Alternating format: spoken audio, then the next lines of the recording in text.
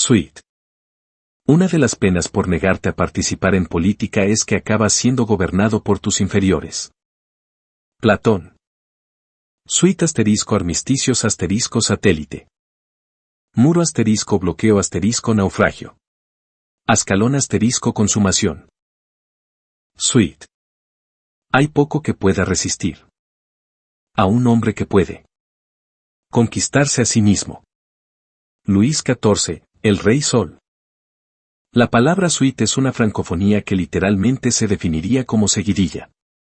En la música clásica occidental y en el jazz, es una forma musical compuesta por movimientos instrumentales breves, de su carácter dancístico. Su origen se encuentra en los pares contrastantes de las danzas del Renacimiento. Está considerada como una de las primeras manifestaciones orquestales de tipo moderno.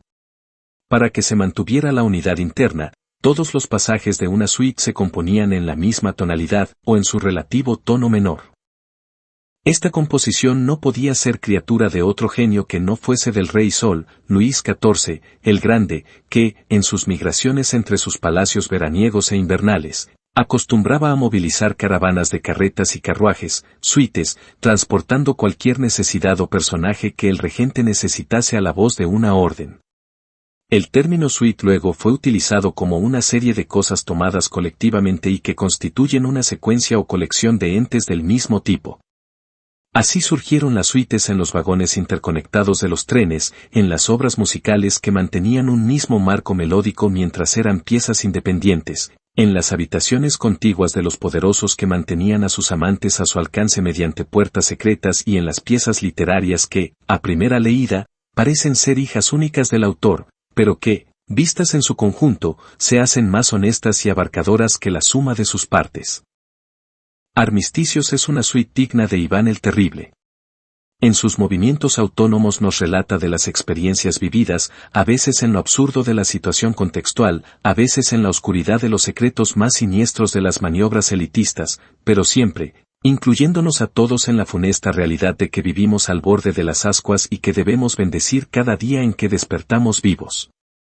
Pero no se alarmen, tan solo estoy relatando una pequeña porción de lo que siempre ha sido nuestra realidad, aunque escondamos nuestras conciencias en las horas frente a los aparatos televisivos. Diseñemos vidas alternativas en las redes sociales o enterremos nuestras cabezas en las arenas del desierto. Disfrútenla. Armisticios. Toda guerra se basa en el engaño. El arte supremo de la guerra es someter al enemigo sin luchar. Los buenos luchadores de antaño primero se pusieron más allá de la posibilidad de la derrota y luego esperaron la oportunidad de derrotar al enemigo. Sun Tzu, el arte de la guerra. La mentira más grande sobre la tierra es de que vivimos en un mundo en paz. La paz en términos prácticos para la mayoría de la humanidad es tener la guerra lo suficientemente lejos para no verla, para no oírla y para no sentirla. Pero la guerra entre los humanos de este planeta, de manera directa e indirecta, es omnipresente como lo es el Sol. En su cínica formulación, la guerra ha permeado todas las generaciones de Homo sapiens, en todas las latitudes y longitudes del planeta. Definitivamente no somos las únicas criaturas del planeta que practican la guerra. Desde las plantas y los organismos unicelulares, hasta los pseudodioses que a veces nos acompañan o nos dirigen, la guerra ha sido el modus operandi imperante para dictaminar el manejo y la dominación del fluido más denso en la materia viva. Algunos filósofos del fatalismo le dan a la guerra la cualidad inmortal de la inevitabilidad. Como espíritu, y como lo que queda de este ser humano que hoy soy, yo me rehúso a arrodillarme ante tal sentencia. Para mí, a menos que la humanidad sea incinerada en los infiernos de nuestra propia estupidez, evento que hemos demostrado hasta la saciedad de que somos capaces de lograr, llegará el día que la guerra sea como el virus del polio o los cadáveres de los mamuts atrapados en las bréas de California o en los cielos de la Siberia. Me pueden tildar de optimista, a lo que yo ripostó, simplemente soy un científico del espíritu, observando nuestros tropiezos en el pedregoso camino hacia la luz, hacia la sabiduría individual y colectiva. Un armisticio es un pacto entre dos beligerantes con la intención de recuperar fuerzas para luego seguir enfrascados mutuamente en el dominio o la destrucción del oponente, es decir, entre los pactantes. Estos pactos se conocen desde el principio de los principios y deben también ocurrir en otras criaturas en el mundo natural, aunque carezco de buenos ejemplos en este momento. Armisticios conocidos se describieron en las obras homéricas donde se les permitía a las familias de los troyanos recuperar los cadáveres de los soldados para brindarles noble sepultura. Armisticio que Aquiles se negó a cumplir, cuando arrastró deshonrosamente el cadáver de Héctor alrededor de la ciudad amurallada. Otro pacto de este tipo con un carácter más mundano son los recesos de 1 minuto entre asaltos en las contiendas pugilísticas de boxeadores y otros artistas marciales.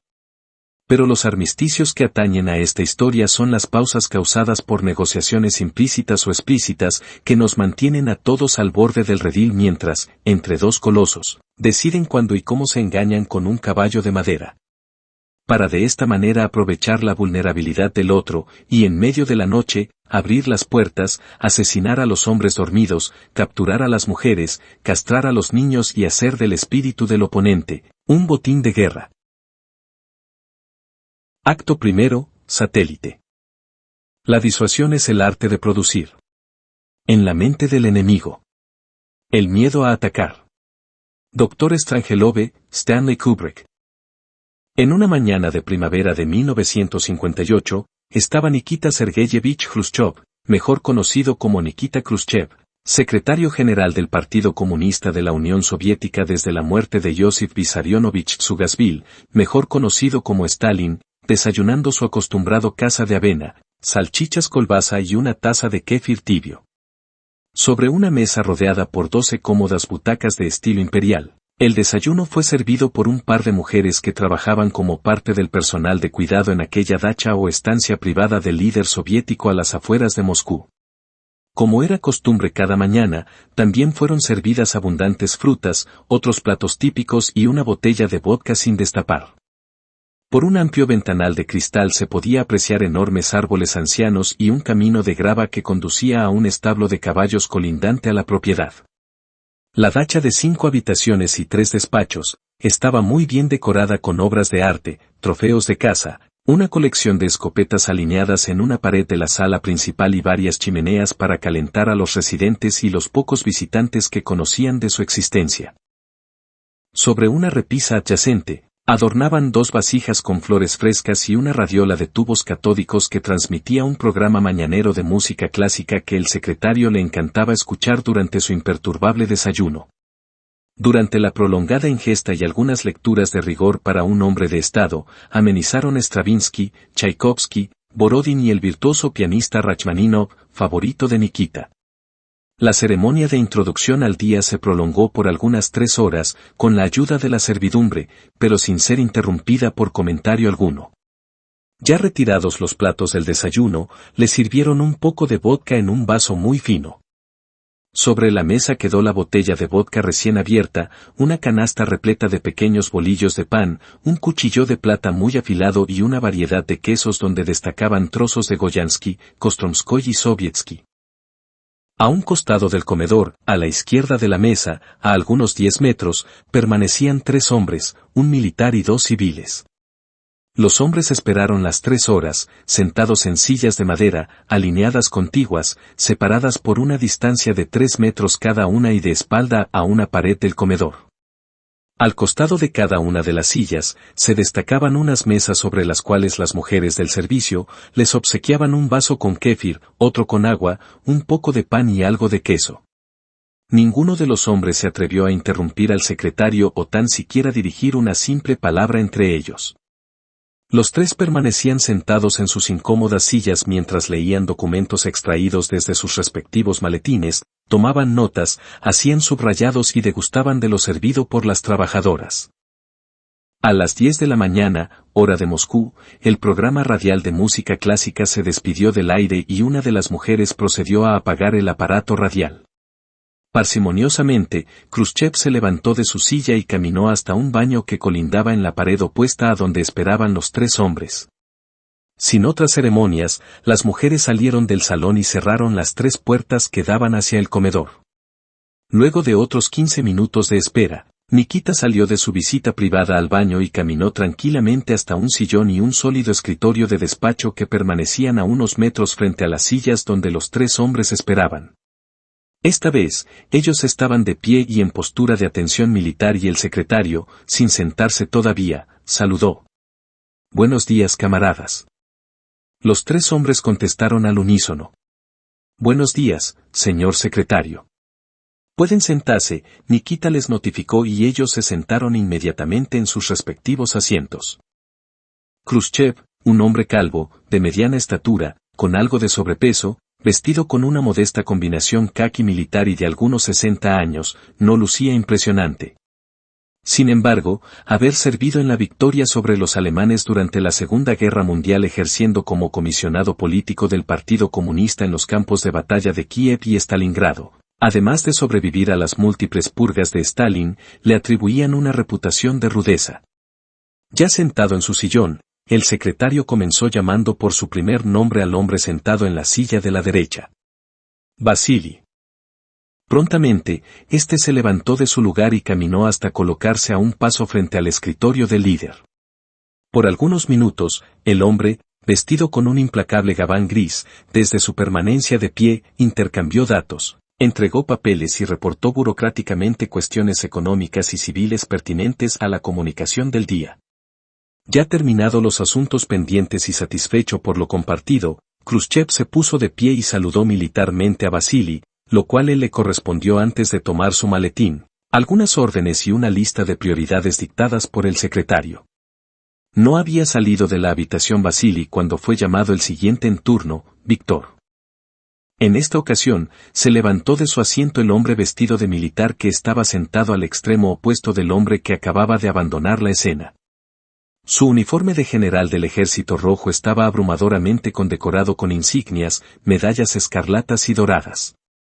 Su rostro árido, sus ojos apretados y sus abundantes cejas lo delataban como un hombre tosco, nativo de los Urales, quizás ucraniano. Entre sus condecoraciones se destacaban varias conmemorativas a su heroica y violenta actividad durante la Segunda Guerra Mundial. No por nada le llamaban en las filas marciales, el carnicero de Berlín. Víctor procedió a actualizar a Nikita acerca de eventos represivos aplicados a la disidencia en Polonia y el rompimiento de algunos grupos opositores en Hungría. Nikita prestó especial atención sobre el desarrollo de ciertos arrestos políticos que fueron efectuados en su nativa Georgia. Las instrucciones fueron explícitas. Nadie debía ser ejecutado sumariamente o desterrado a gulags siberianos y especialmente que los detenidos permanecieran en sus respectivas repúblicas o países satélites. La metodología logística, las interrogaciones mediante tortura y otros detalles veniales fueron dejados en las manos del carnicero. Nikita prefería delegar esos procedimientos represivos a su experto a cargo. Antes de terminar el intercambio entre ambos, el secretario abrió la gaveta de la derecha de su escritorio, extrajo una caja de cigarros norteamericanos de Virginia y procedió a darle una última instrucción a Víctor. Cuando regrese el mariscal desde Sochi, entrégale estos que son sus favoritos. Los cigarros eran para el mariscal general de la Unión Soviética, jefe del Estado Mayor, ministro de Defensa y prominente miembro del Politburó, Georgi Konstantinovich Zhukov. El mariscal, junto a su familia, disfrutaba en esos días de unas vacaciones en su impresionante dacha ubicada en algún lugar no divulgado cerca de la ciudad de Sochi, en cierta playa del Mar Negro. Khrushchev no escatimaba detalles para el 3 veces condecorado héroe de la nación, Zhukov, que en el verano previo había prevenido un golpe de Estado por parte de la facción antipartido liderada por Malenkov, Molotov y Kaganovich. Antes de partir, Víctor saludó militarmente al secretario general y éste se puso de pie para devolverle el gesto oficial. Una vez Víctor abandonó el comedor despacho y la puerta quedó cerrada, el tercer hombre se puso de pie sin que fuese llamado. Tranquilo y sonriente, caminó hacia el líder que aún permanecía de pie y bordeando su escritorio se colocó a medio metro de distancia de Khrushchev. Ambos se miraron a la cara por un instante y Nikita rompió el hielo diciendo en un tono muy amistoso: Sergei, deme un abrazo mi hermano. Sin perder tiempo, ambos hombres se abrazaron y se besaron en ambas mejillas varias veces a la usanza rusa, como si se conocieran de toda la vida. ¿Tomas algo?, preguntó Nikita. Sin que mediaran más palabras, Sergei caminó hasta la mesa del comedor y procedió a arrastrar una de las imperiales butacas hasta arrimarla frente al escritorio de su amigo. Luego se devolvió a la mesa y agarró la botella de vodka y 2 vasos limpios mientras el líder se sentaba cómodamente en la silla de su escritorio. Sin más instrucciones, colocó ambos vasos sobre el tope del escritorio, sirvió vodka hasta la mitad de cada vaso y la botella quedó destapada sobre el escritorio. Uno de los tragos se lo entregó a Nikita, él tomó el otro y brindaron diciendo casi coreografiados: «Salud, larga vida y victoria». Ambos apresuraron el primer trago de vodka del día y los vasos volvieron a posarse sobre el escritorio. Sergei no perdió tiempo, sirvió los vasos de nuevo, se sentó en su estratégica butaca y dijo en tono sonriente: «¿Y qué, no hay cigarros para mí?». Dando rienda suelta a su carisma, Nikita le contestó sin titubear: «¿Los quieres virginianos, caribeños, mexicanos o suramericanos? Sabes que conozco gente, pedazo de excremento. Unos cubanos, como los que me regalaste la última vez, serían muy bien recibidos». Contestó Sergei, a lo que su amigo le reciprocó: «La semana que viene te regalo 2 cajas de unos habanos exquisitos de mi propia cepa, que guardo allá en mi despacho del Kremlin». Ya en el segundo trago, la conversación fue evolucionando a asuntos oficiales y a temas un tanto más siniestros. Sergei comenzó reportando al secretario general sobre las recientes pruebas termonucleares que él mismo había presenciado en las llanuras de Kapustin Yar, al norte del río Volga y a 500 kilómetros del mar Caspio.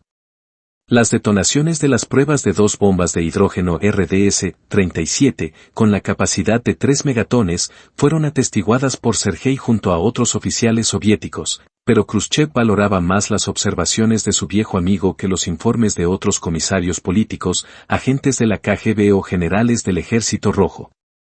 En el escritorio quedaron decenas de copias de las notas tomadas por Sergei, además de algunas fotografías donde se relataban cifras, nombres, eventos y posibles situaciones conspiratorias.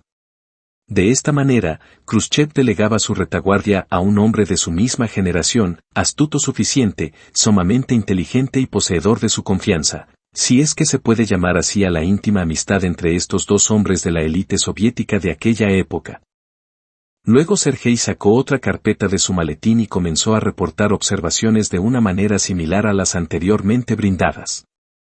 Esta vez, el tema era las pruebas de un cohete R-7 Semyorka que recientemente había sido modificado, capacitándolo para transportar uno de los artefactos termonucleares RDS-37 que recién se estaban creando.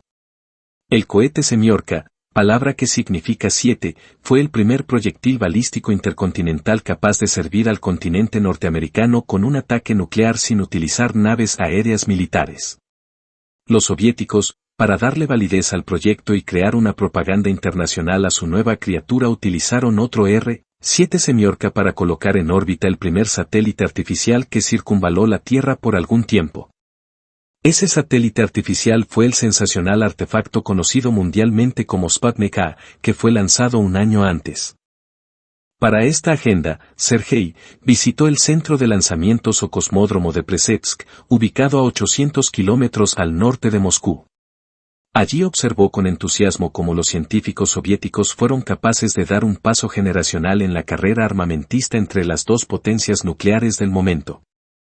En la conversación con su amigo, Sergei se atrevió a insinuar que pronto, la URSS sería capaz de lanzar varios proyectiles a las ciudades y bases norteamericanas, neutralizando cualquier ataque en represalia.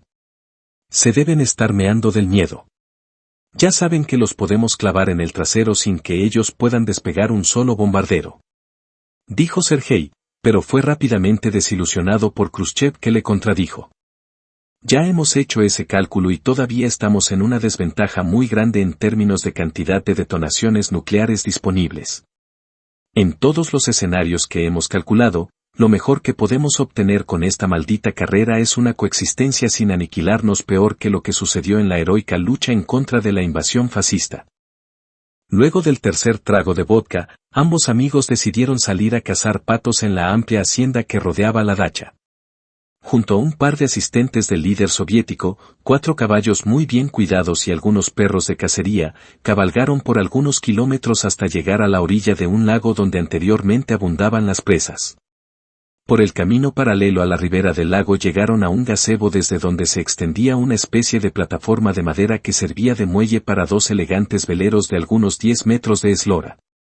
Desmontaron los 4 hombres y uno de los asistentes se encargó de los caballos mientras el otro desmontaba las escopetas, las municiones y algunos víveres traídos para la ocasión.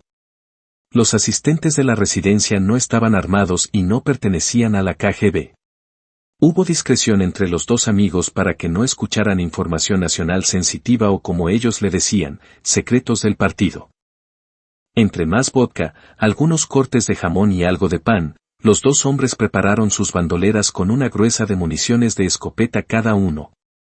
Seguían sus bromas internas entre ellos, mientras caminaban ambos hasta el extremo de la plataforma de madera que los adentraba algunos metros en el perímetro del lago. Ya privadamente, escopetas en manos, rodeados de perros de caza y pendientes de cualquier movimiento en el cielo, Sergei y Nikita seguían hablando sobre la explosión termonuclear atestiguada y las oportunidades que brindaba el proyectil balístico intercontinental. Pasaron algunos minutos y no volaba ningún pato a la distancia de un tiro de escopeta. Sergei interrumpió el silencio y la calma de Nikita. Sabes que varios comisarios y algunos generales están diseñando un plan de guerra preventivo contra objetivos tácticos en el oeste utilizando nuestra nueva ventaja. Lo he documentado todo en las notas que te entregué en tu escritorio. Yo también lo he estado pensando. Sergei no pudo terminar de verbalizar su opinión cuando un par de patos cruzaron volando frente al muelle y Nikita los derribó a ambos con certeros disparos. Las víctimas cayeron al agua y los perros se lanzaron a nadar tras las presas para traerlas al muelle. En las fauces de los adiestrados caninos regresaron ambos cadáveres marcados por perforaciones de perdigones, pero sin un solo rasguño causado por los perros. Pronto los perros subieron a la plataforma con los patos mediante mordidas gentiles en sus cuellos emplumados y fueron a parar a los pies de los hombres que esperaban sonrientes. Nikita tomó uno de los patos cazados que el noble perro le había traído a su alcance, lo levantó agarrado por el cuello con la mano izquierda mientras sostenía la escopeta con la diestra. Sergei lo observó cuando Nikita, presa en mano, se le acercó y le dijo al oído: «Hermano, frente a estos adversarios del oeste, hace unos meses éramos como este pato indefenso esperando ser cazados. Pero hoy tan solo somos patos armados de escopetas. Nuestra madre patria es heroica y valerosa, pero no vale la pena el vuelo si terminamos cazados en la sucia boca de esos perros capitalistas». Acto segundo, muro. No son los ojos los que ven, sino lo que nosotros vemos. Por medio de los ojos. Platón. El 4 de junio de 1961, el presidente de los Estados Unidos, John F. Kennedy, y el secretario general de la Unión Soviética, Nikita Khrushchev, se reunieron en lo que luego se llamó la Cumbre de Viena. La cumbre fue un evento internacional dirigido a efectuar conferencias diplomáticas multinacionales relacionadas con varios conflictos que incluían la guerra siria, el asesinato del dictador Leónidas Trujillo en República Dominicana, el conflicto que se venía rasgando en Laos, la guerra de Vietnam, la fracasada invasión de Bahía de Cochinos en Cuba, la represión soviética en los países satélites de Europa del Este y la tensa división de poderes en Alemania y sobre todo, en Berlín. Para sumarle al carnaval de crisis internacionales con sabor a Guerra Fría que ambos líderes les interesaba dilucidar, Kennedy recién asumía el cargo luego de agenciarse una nebulosa victoria en una disputada elección en contra de Richard Nixon y Khrushchev era asediado por poderosos miembros de la cúpula soviética que buscaban su destitución, acusándolo de blando ante los norteamericanos. En esencia, los dos hombres no podían ser más diferentes. Mientras el presidente norteamericano, frente a las cámaras era un modelo mediático con matices de estrella de Hollywood, su contraparte soviética era como el tío incómodo de la familia que no le importaba eructar o tirarse un buen pedo en la cena de Navidad. Kennedy, el presidente más joven en la historia de la República, hijo de uno de los millonarios más prominentes de la nación americana, tuvo una vida llena de privilegios burgueses, oscuras aventuras, retos rayando en los cuentos de Frank Kafka, múltiples y concurrentes personalidades sexuales y una esposa e hijos muchas veces comparados con la corte de Camelot.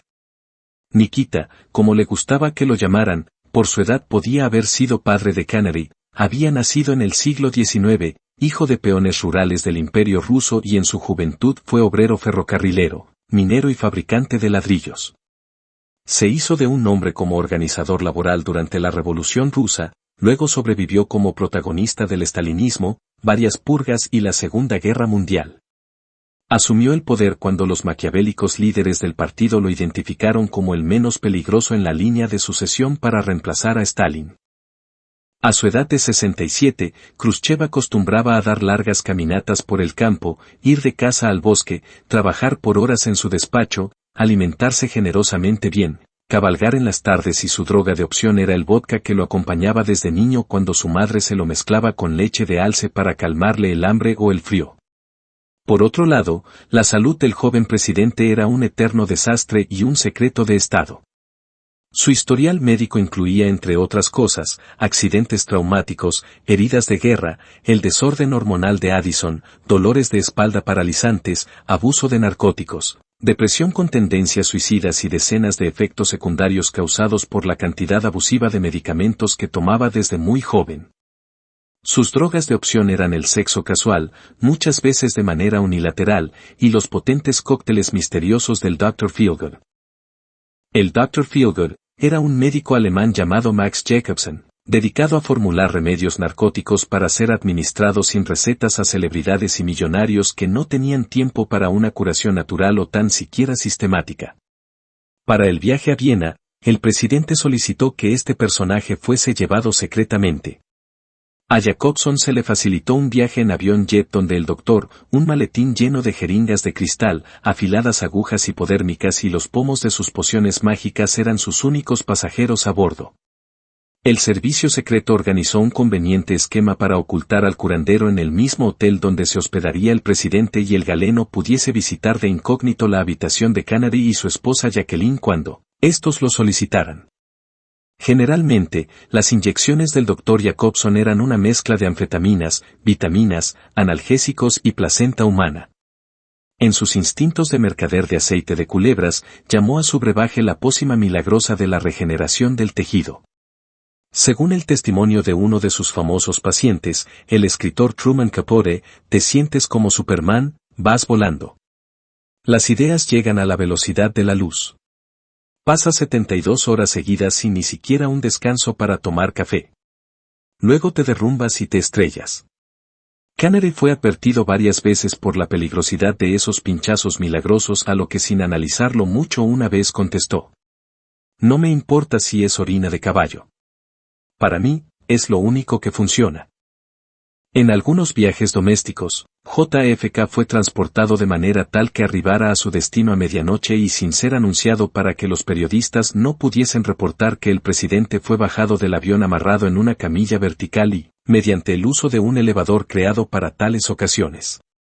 Para la misión diplomática en Viena, el presidente y la primera dama llegaron con su imagen de pareja impecable, ropaje de diseñadores, sonrisas de estrellas cinematográficas y un aire de realeza. Ya adentrados en el terminal del aeropuerto, ofrecieron una conferencia de prensa coordinada por la CIA y con las preguntas ya prearregladas con apologéticos periodistas. Todo fue un éxito sin sorpresas ni deslices. Por otro lado, Khrushchev arribó a bordo del vagón blindado del Tren Rojo, orgullo de la maquinaria del Kremlin, pero herencia directa del estalinismo. Al bajar en la estación de Viena, el secretario general lucía un traje civil caqui, un tanto estrujado, un sombrero de ciudadano ordinario y una sonrisa, aunque no forzada, muy diplomática. Allí fue recibido por varios diplomáticos soviéticos, múltiples agentes de la KGB y una pequeña niña austríaca que le entregó un ramo de flores. Frente a su imponente tren, cursó algunas preguntas y respuestas con periodistas también plantados por la maquinaria del partido. De allí, se marchó al hotel en una limusina provista por su servicio de inteligencia. También todo fue un éxito sin sorpresas ni deslices. Pero esta vez a la usanza soviética.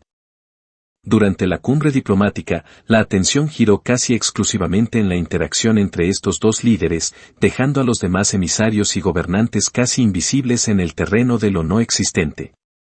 Por horas, Kennedy y Khrushchev se reunieron y conversaron sobre muchos temas relevantes por medio de traductores diplomáticos. Más de una vez, uno de los dos trató de servirle una celada diplomática al otro, pero ambos llegaron a la reunión con agendas claramente definidas.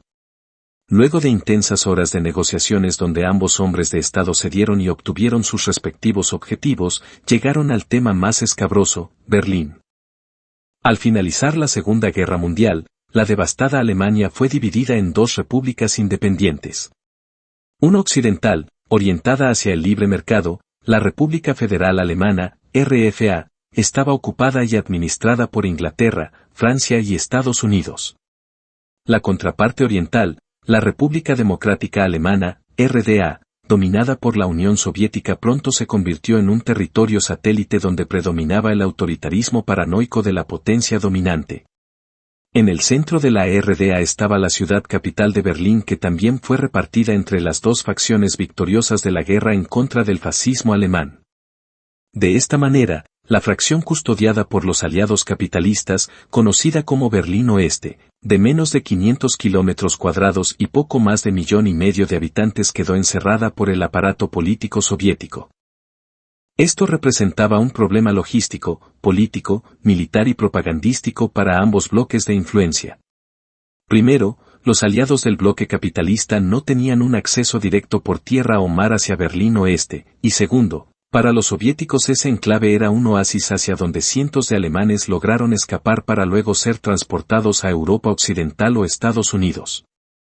Muchos de los que optaban por esta salida eran científicos, tecnócratas, burócratas, líderes militares, escritores y artistas.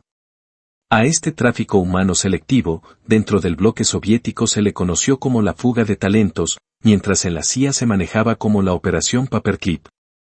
Esta maniobra del bloque occidental permitió reclutar a cientos y quizás a miles de alemanes con talentos tales como el diseño y manufactura de armas de destrucción masiva, espionaje doméstico e internacional, y la implementación de métodos e interrogatorios policiales nazis desconocidos en Occidente hasta el momento. Los soviéticos estaban hartos de esa situación y Khrushchev trajo el asunto a colación casi al final de su reunión con Kennedy en Viena. ¿Nos pueden ayudar con la fuga de talentos?, preguntó Nikita como si él no conociera de la operación Paperclip. Kennedy, ya cansado y cediendo a la pérdida de los efectos de sus drogas, titubeó en su respuesta y actuó como si él tampoco supiese sobre las maniobras de la CIA en Berlín. ¿A qué se refiere, señor secretario?, le contestó sin medir sus palabras. El soviético continuó su maniobra. Mire, señor presidente, nosotros hemos sido muy cooperadores con ustedes y no hemos intervenido en Vietnam ni en Suramérica donde ustedes dominan sin que nosotros ni siquiera tratemos de penetrar. Solo le pedimos que nos permita defendernos de la fuga de talentos utilizando la ruta de Berlín. Esto es simplemente un favor de buena voluntad que le pedimos a su gestión internacional. Sepa que esta movida también le ayudará a usted con su buen nombre como dirigente de buena fe. Así la celada quedó tendida y Khrushchev lo miró a los ojos y guardó silencio. Kennedy alineó su corbata con una mano, miró su cuaderno de notas, esperó unos largos segundos mientras pensaba y contestó sin consultar con los otros diplomáticos que estaban sentados junto a él y frente a la delegación soviética. No veo problema en ello, siempre que nos garanticen que no van a invadir a Berlín Oeste. Trato, así será, dijo Nikita mientras sonriente se levantaba y le tendía su brazo sobre la mesa invitando al presidente para que se dieran un estrechón de manos. Kennedy le correspondió levantándose y apretando la mano ofrecida, lo miró a los ojos y sonriente le contestó. Trato hecho. Como se dice en el argot diplomático, esa partida terminó con un jaque mate en favor del bloque oriental, al menos en la mente de la delegación soviética. En agosto de ese mismo año los soldados soviéticos aprovecharon la oscuridad de una noche de domingo y rodearon a Berlín Oeste con barricadas de alambres de púas e incontables puestos de vigilancia. Una vez los soviéticos lograron controlar el perímetro alrededor de Berlín Oeste, camiones repletos de muros prefabricados y miles de trabajadores de la construcción comenzaron la tarea de levantar un muro de cemento armado de carácter permanente. Muchos de los residentes en la fracción dominada por los rusos trataron de huir hasta Berlín Oeste, pero la mayoría de ellos quedaron atrapados debido a la premura en que se cerró el cerco impidiendo su movilidad. Según la estructura fue siendo vulnerada por elementos deseosos de escapar, los soviéticos incrementaron los puntos de vigilancia, el alumbrado de alta intensidad, los nidos de ametralladoras y los patrullajes con perros. Sobre la valla se levantaron 20 cuarteles y 116 torres de vigilancia. La cifra oficial de las personas que fueron matadas por los vigilantes fronterizos es alrededor de 140, pero la cifra real es incierta. Además, miles de ciudadanos alemanes sufrieron interrogatorios, torturas y hasta largas penas de cárcel por conspirar para dar el salto al muro. Según las investigaciones oficiales, varias personas perdieron la vida al introducirse en el perímetro de vigilancia sin intenciones de escapar, como en los casos de personas ebrias, enfermos mentales, suicidas y estúpidos bromistas. Desde una anciana de 8 décadas de edad, hasta una tierna criatura de 1 año, fueron baleados por los oficiales de vigilancia apostados en esa frontera entre dos mundos, entre dos sistemas, entre dos formas de ver la vida y la muerte. Con el tiempo, el muro fue un símbolo de la opresión del sistema comunista y un recurso de propaganda eficaz para sus rivales. Tanto fue así, que cuando fue vulnerado por el pueblo alemán de ambas repúblicas que buscaban la reunificación en 1989, el evento no se le conoció como la unión de las dos Alemanias, sino como la caída del modelo soviético. En 1963, algunos meses antes de su asesinato, el presidente John F. Kennedy visitó a Berlín Oeste con la idea de denunciar a los creadores del muro y en un discurso frente a miles de personas, pronunció una de las grandes frases de su corta presidencia. Hace 2000 años, el mayor orgullo era civis Romanus sum, soy un ciudadano romano. Hoy, en el mundo de la libertad, el mayor orgullo es Ich bin in Berlin. Todos los hombres libres, donde quiera que vivan, son ciudadanos de Berlín y, por lo tanto, como hombre libre, me enorgullezco de las palabras Ich bin in Berlin. Soy un berlinés. Desde ese momento, y por varias décadas más, el muro comenzó a temblar hasta que le sucedió y ha sucedido a todos los muros que nos dividen. Se derrumbó ante la realidad de que la humanidad, aunque a veces confundida por distintos venenos internos y colectivos, es una sola entidad, indivisible en su esencia. Una sola humanidad, aunque a veces perdida frente a su destino. Acto tercero, bloqueo. En los individuos, la locura es rara. Pero en grupos, partidos, naciones y épocas, es la regla. Friedrich Nietzsche. En 1962, a los 36 años, Vasily Alexandrovich Arkhipov ya era un oficial de experiencia en las fuerzas navales soviéticas. Su sapiencia en submarinos le había permitido navegar por océanos y mares a través del mundo de una manera sigilosa en incontables veces. El año anterior, Vasily había sobrevivido al accidente nuclear ocurrido en el submarino K-19, también conocido como el Hacedor de Viudas. En esa ocasión, el reactor nuclear de la nave sufrió un sobrecalentamiento que contaminó a los tripulantes. De estos, casi una docena perecieron en el submarino mientras otros murieron en las sucesivas semanas o meses. Luego del accidente, casi todos los demás tripulantes sufrieron problemas de salud por el resto de sus vidas debido a la exposición al escape radioactivo. Como comisario político a bordo de la nave, Arkhipov asistió al capitán del averiado submarino, Nikolai Vladimirovich Sateyev, cuando arrojaron todas las armas de fuego hacia el mar para evitar una inminente insubordinación de parte de la aterrorizada tripulación. Ya habían transcurrido más de 2 años sin poder ver a su joven esposa a pesar de que ésta residía en Leningrado, o la ciudad que hoy conocemos como San Petersburgo. Se suponía que la base naval localizada cerca de esa metrópolis era donde Arkhipov debía reportarse al menos 2 veces al año, pero lo agitado del itinerario de la Guerra Fría había dilatado su visita a Leningrado y a su esposa que ansiosa lo esperaba por más tiempo de lo que ambos hubiesen deseado. Desde la última vez que estuvieron juntos, antes de que Vasily partiera rumbo al vasto océano por la ruta del Golfo de Finlandia, el oficial soviético había navegado por el Océano Ártico, el Atlántico Norte, el Canal de la Mancha, el Estrecho de Gibraltar y los mares Mediterráneos y Báltico. El penoso accidente del K-19 lo sorprendió en algún lugar del Océano Atlántico cerca de Groenlandia. Desde allí, partieron a la velocidad que permitió el motor de diésel hasta donde el averiado submarino fue interceptado por otra nave de la Armada Soviética al norte de Islandia. La misión desde ese punto de encuentro conllevó arrastrar al K-19, con un personal mínimo a bordo, por varios días hasta llegar a la base siberiana de Cara Cara, al norte del Círculo Polar. Desde esa localidad, todo el personal del averiado submarino, incluyendo los heridos por la radiación, fueron transportados secretamente hasta un lugar en las afueras de Moscú. Los cadáveres de los marinos fallecidos fueron arrojados al mar cobijados en sarcófagos de plomo y sin ninguna ceremonia. Cada uno de la tripulación y todos los oficiales fueron acuartelados en habitaciones separadas sin acceso al exterior. Cada día, durante varias semanas los sobrevivientes fueron interrogados por una batería muy severa e intimidantes de comisarios políticos del partido y agentes de la KGB. Al comisario Arkhipov, al capitán Sateyev y a otros oficiales del K-19 los trataron con mayor rigurosidad y les supieron incontables insinuaciones acusatorias. Los interrogadores no pudieron probar nada excepto el heroísmo con que esos hombres trabajaron el maldecido submarino y a la tripulación. Luego, cuando cesaron los interrogatorios, llegó una espera de más de 2 meses sin siquiera salir a tomar sol en el patio de la base. El comisario y el capitán fueron muy privilegiados porque sus habitaciones tenían ventanas que les permitían mirar al bosque a través del cristal y los barrotes.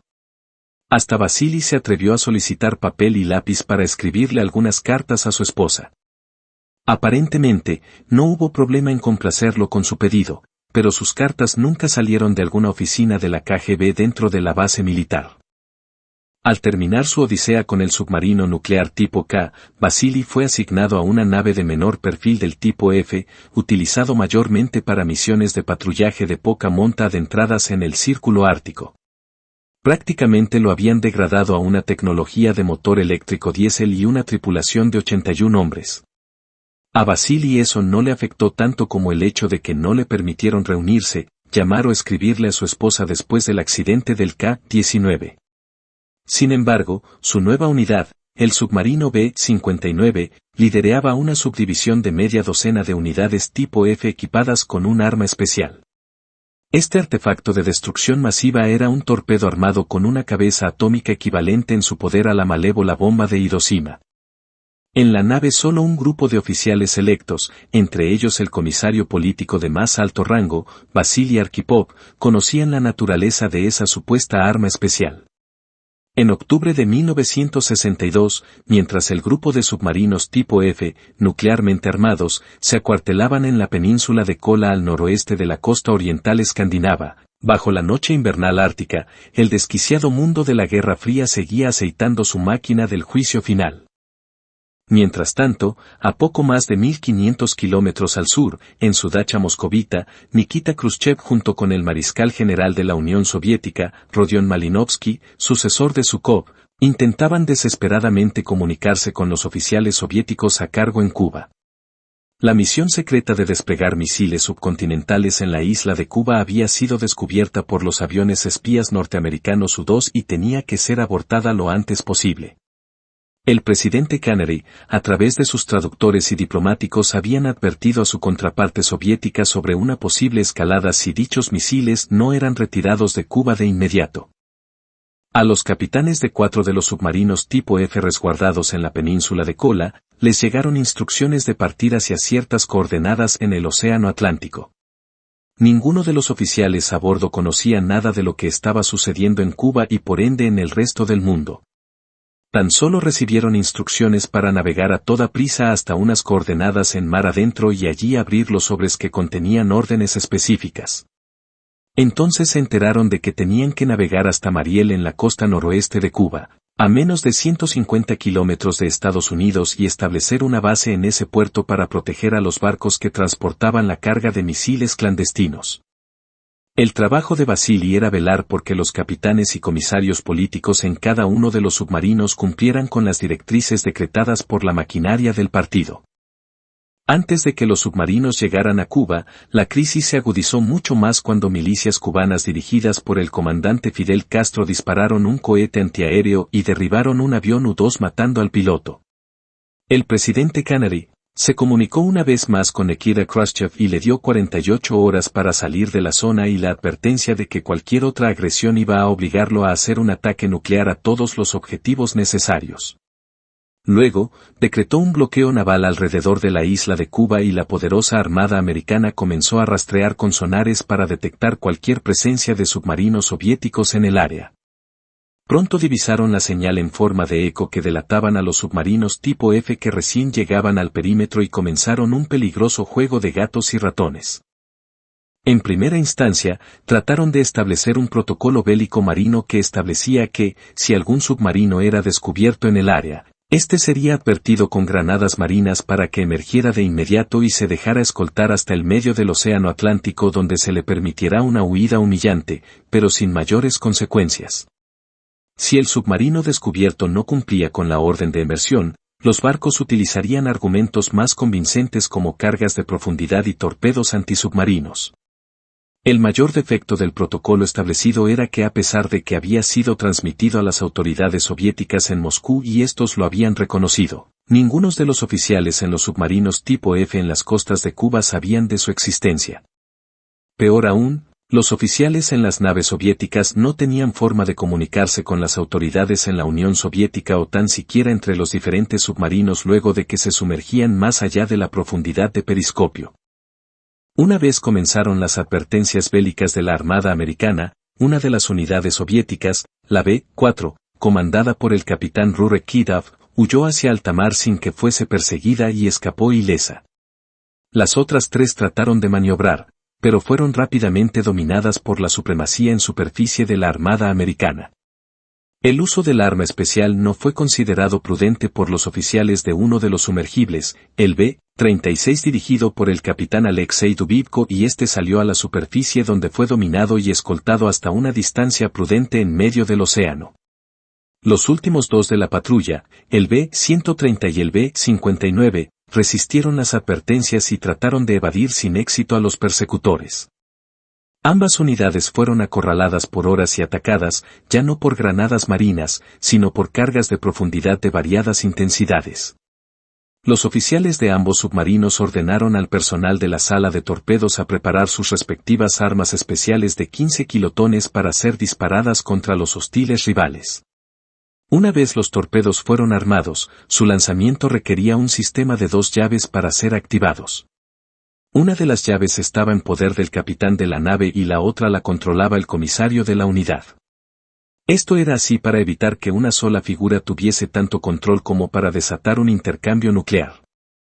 En el caso del B-130, la unidad sufrió un sitiado de tal magnitud que la nave se refugió por horas en el fondo del mar para tratar de resistir la violenta embestida de las cargas de profundidad. Para agravar la precaria situación de sus tripulantes, los submarinos soviéticos tipo F fueron diseñados para las heladas aguas polares y no contaban con unidades de acondicionadores de aire. Las temperaturas dentro de las naves llegaron a elevarse a condiciones no aptas para la vida humana y el oxígeno de la cabina bajó a tal nivel que parte de la tripulación comenzó a desmayarse con cada minuto que pasaba. El capitán y el comisario de la nave discutieron una vez más la posible decisión de utilizar su opción atómica, pero desistieron del plan debido a que no podían obtener órdenes directas desde el alto mando soviético para su uso. Luego de que el comisario se desmayara y sin más alternativas, bajo las órdenes del capitán emergieron y fueron capturados. Procedieron a ser abordados por los norteamericanos, fueron sometidos, cateados y escoltados fuera del perímetro de las costas cubanas. Por cuestiones de la suerte, ninguno de los tripulantes del B-130 perdió la vida en la riesgosa maniobra submarina. La nave en que Vasily estaba asignado fue mucho más temeraria en sus maniobras. Sin embargo, fue rápidamente acorralada por una flotilla compuesta por el portaaviones USS Randolph y 11 destructores que los atacaban en intensas rutinas bélicas utilizando granadas de profundidad primero, y cargas de profundidad según fueron escalando las hostilidades.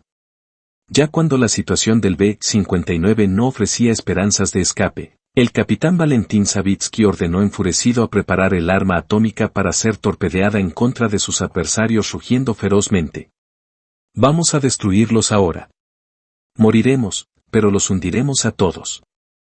El capitán estaba bien informado en el argumento de que el lanzamiento del torpedo destruiría de un disparo el portaaviones, los 11 destructores, su submarino y cualquier tipo de criatura viviente a decenas de kilómetros a la redonda de sus coordenadas en el estrecho de Cuba. Este evento, sin duda hubiese desencadenado un Armagedón nuclear entre las dos superpotencias que en ese momento eran capaces y estaban dispuestos a lanzar, en minutos de cualquier ataque, un arsenal nuclear capaz de exterminar toda vida sobre el planeta una docena de veces. El primer comisario de la nave, Iván Maslennikov, accedió afirmativamente, y decidido a la propuesta cedió su llave de seguridad al capitán que rápidamente la introdujo en posición lista para activar el lanzamiento. Vasily Arkhipov, que era el comisario de más alto rango en la nave, y en la misión en general, intercambió intensos argumentos con el capitán Savitsky que bajo la intensa presión había perdido el sentido de la proporción, violado los procedimientos de seguridad y se disponía a comenzar una aniquilación nuclear. Nunca en la historia reconocida de la humanidad, dos seres humanos habían tenido una acalorada discusión de tal magnitud para decidir la supervivencia de toda especie habitada sobre la superficie del planeta Tierra.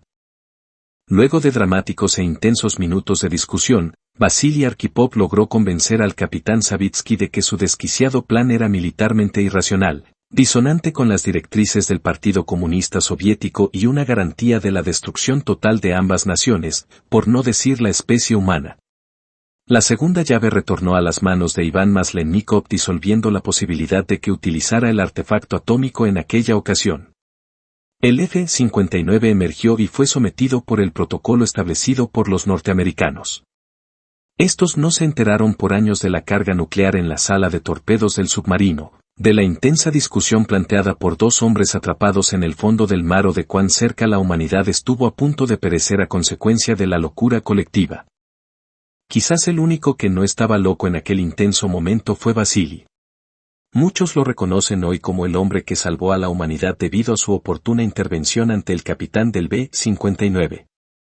Luego de esa misión, el comisario regresó a Leningrado donde se analizaron los eventos de la crisis de octubre y donde por fin se reunió con su joven esposa, Olga. Vasily Arkhipov fue reconocido por el gobierno soviético como un héroe de su fuerza naval, fue un hombre próspero y feliz a pesar de muchos problemas de salud que lo aquejaron a consecuencia del accidente nuclear a bordo del K-19.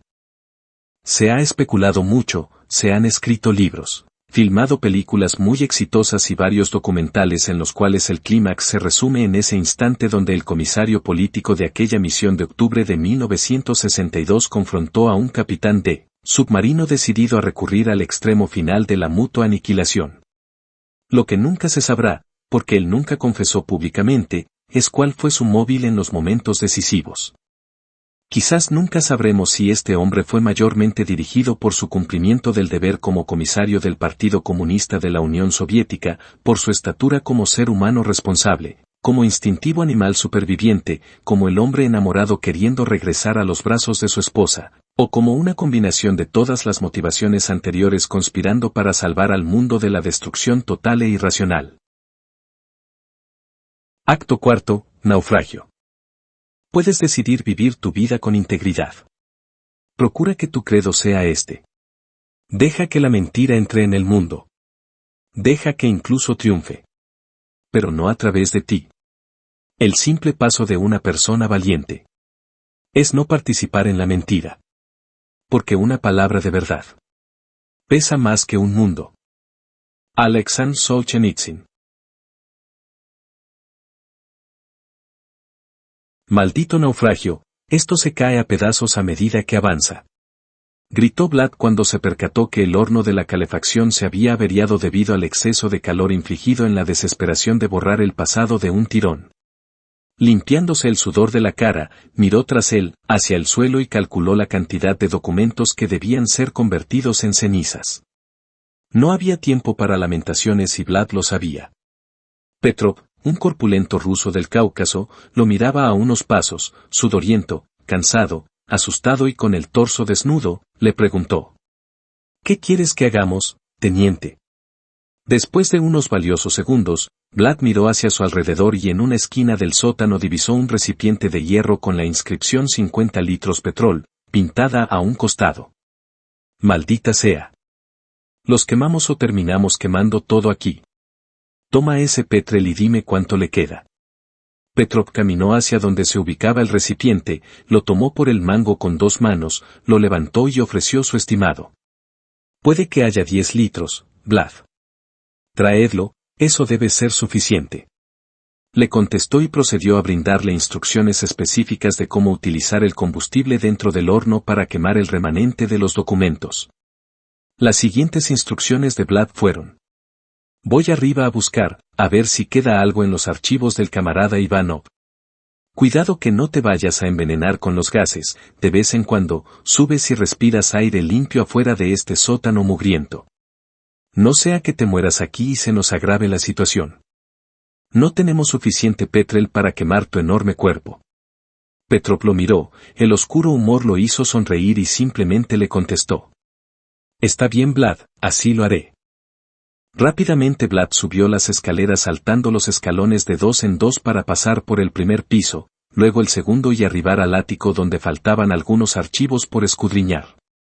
Desde uno de los ventanales del ático que daba hacia la calle al frente del cuartel, pudo ver a cientos de personas protestando armados con pancartas y altavoces.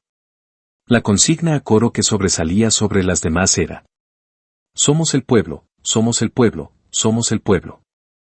El edificio al lado opuesto de la calle estaba siendo saqueado por cientos de envalentonados ciudadanos que se apoderaban desde los muebles, las cortinas y las obras de arte hasta los archivos secretos que quedaron atrás cuando el personal de la Stasi, o Servicio Secreto de la República Democrática Alemana, RDA, abandonaron sus puestos de seguridad. La turba también tuvo acceso a un pequeño arsenal de armas resguardado en el edificio y lo hurtaron con la intención de sacar algún beneficio de ello. Pero el descubrimiento más impresionante fue una serie de sótanos ocultos donde la Stasi había fabricado modernas cárceles secretas. En estos calabozos ocultos, se descubrieron a decenas de prisioneros políticos que fueron liberados por la turba causando una efervescencia similar a la ocurrida durante el derribo del muro en Berlín. Mientras Vlad indagaba los archivos en el ático, pudo observar desde su ventanal en el tercer piso que 4 hombres de la protesta cruzaron la calle y se dirigieron a la entrada de su edificio, el cuartel de la KGB en Dresden. Allí fueron recibidos por un soldado soviético que vigilaba la entrada desde unos 3 metros de la calle y a unos 5 de la entrada del cuartel. Entre la calle y el cuartel solo había una verja de cemento de poco más de 1 metro. Tener una verja alta o vigilada con una torreta protegiendo la sede de la KGB no era necesario en Dresden porque nadie en su sano juicio hubiera optado por penetrar ese lugar ni siquiera para rescatar un balón de fútbol, o buscar un perrito perdido. La sede de la KGB en Dresden, circa 1989, lucía más como una residencia que como un centro de operaciones para espías y esbirros de la represión soviética. Su perímetro interno era de 90 metros cuadrados en sus 2 plantas y el sótano. Un pequeño ático también era utilizado como espacio de oficina dado que la acumulación de subdivisiones de las primeras 2 plantas no daba abasto para todo el personal.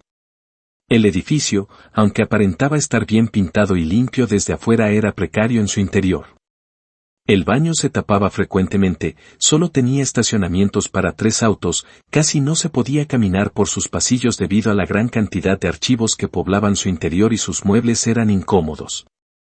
Muchas veces las reuniones tenían que efectuarse en el patio trasero mientras los agentes fumaban bajo la nieve o el inclemente sol.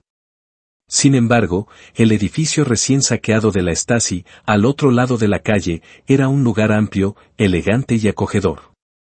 En ese edificio es donde se acostumbraba a hacer las recepciones con diplomáticos, las interrogaciones forzadas, los centros de mando y donde se atendían las cuestiones tácticas mayores. El cuartel en el lado de la KGB era pues digamos, el hijo bastardo del sistema de represión de aquella ciudad de Alemania del Este. Vlad ya había identificado varios récords que debían ser incinerados cuando miró por el ventanal y pudo observar que ya no eran 4 hombres los que asediaban a su edificio sino más de una docena y otros en la turba, cruzaban la calle para unirse. Confiado en su soldado de guardia frente al cuartel, Nikolai, que estaba armado con un rifle de asalto Kalashnikov, pensó que nadie se atrevería a cruzar el portón de entrada.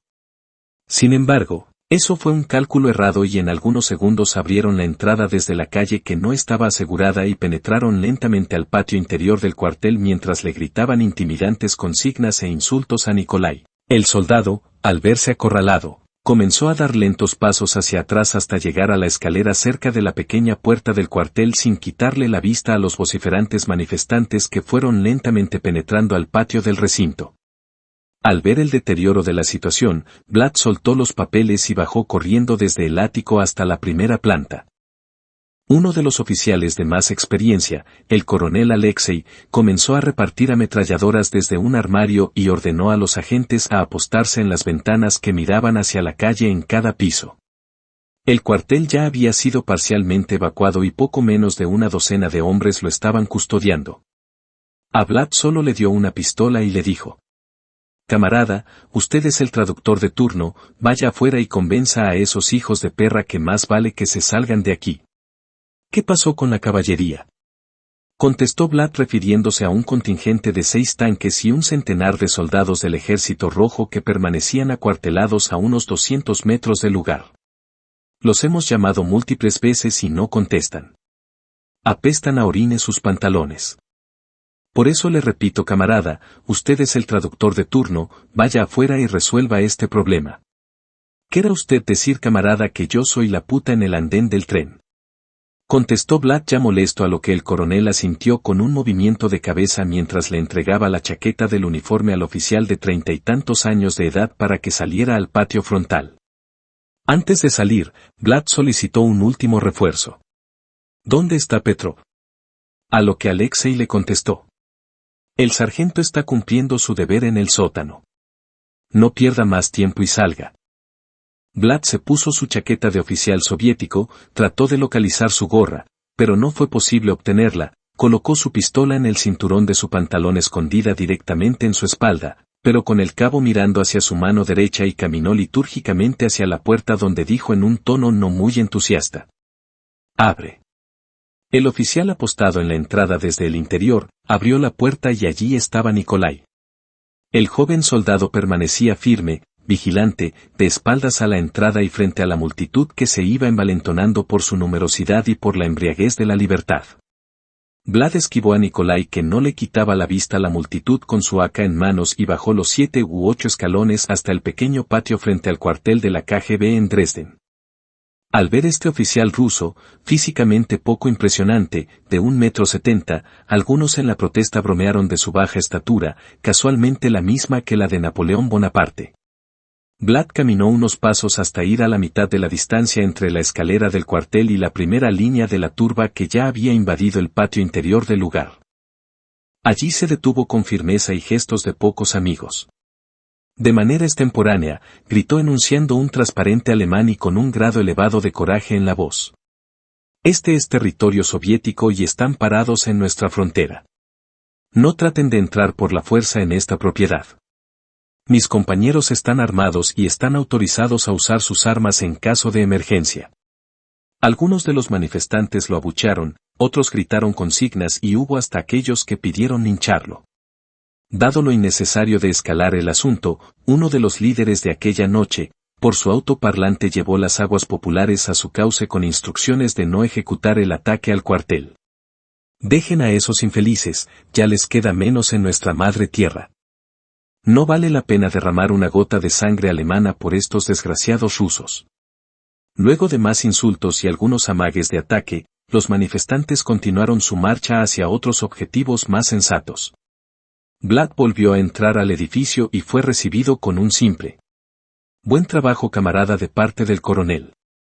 El contingente del cuartel durmió esa noche en el edificio, turnándose para hacer guardia en la azotea de la asediada propiedad.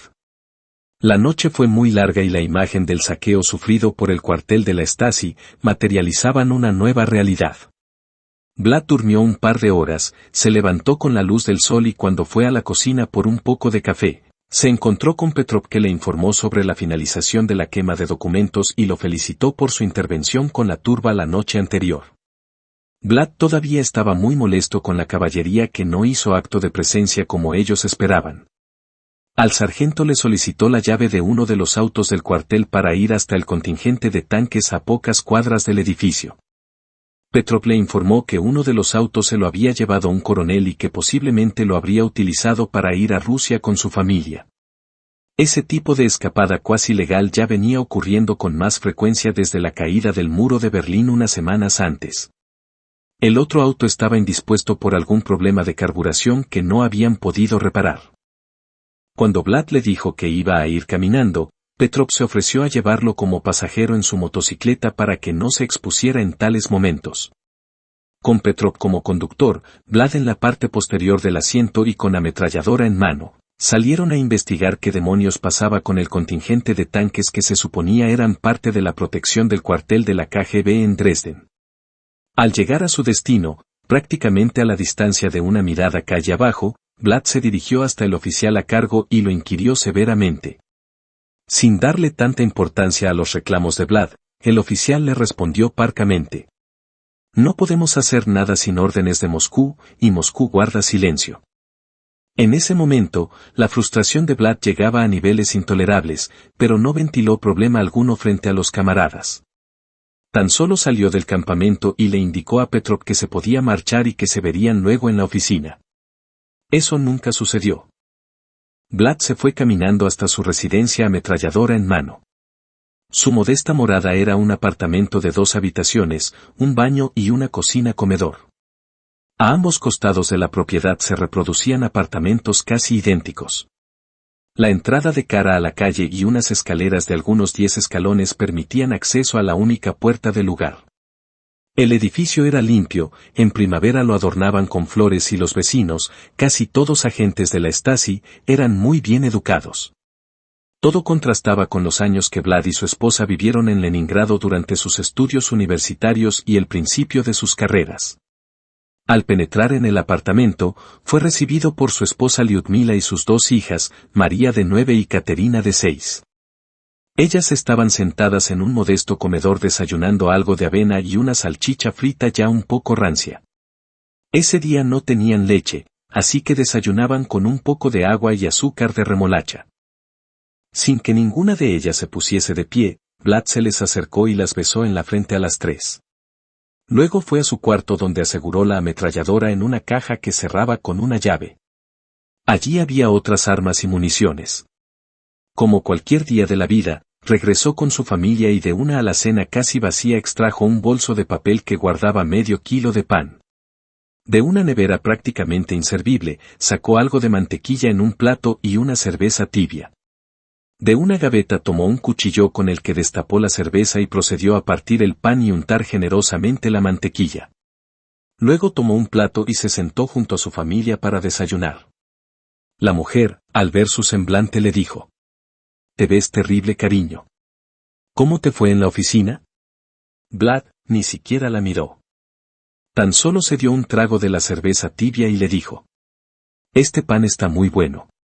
¿Podrás buscar un par de kilos más en la comisaría?» No era momento de discutir ciertas cosas sobre la mesa y menos frente a las niñas. Al mirar a un lado desde su asiento en la mesa, Vlad notó un par de testaferros en el suelo del comedor tendidos sobre una alfombra de papel de periódicos.